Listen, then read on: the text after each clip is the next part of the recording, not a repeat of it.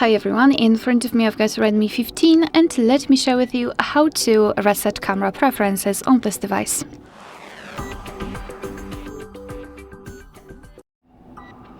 So let's begin with opening the camera app. And currently we are in the standard photo mode, and I hope that you can see those green lines. I've applied them before I've started recording because I'd like to show you a visual evidence that the reset option will work, so they should disappear.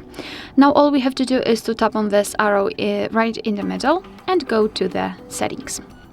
Here we have to go to this general part and scroll to find other settings.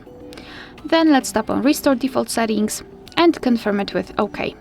The settings flashed a little bit, so now we can go back to the camera, and as you can see the green lines are not visible, which means that we just successfully reset all camera preferences. Alright, so that will be all. Thank you so much for watching. Please hit the subscribe button and leave the thumbs up.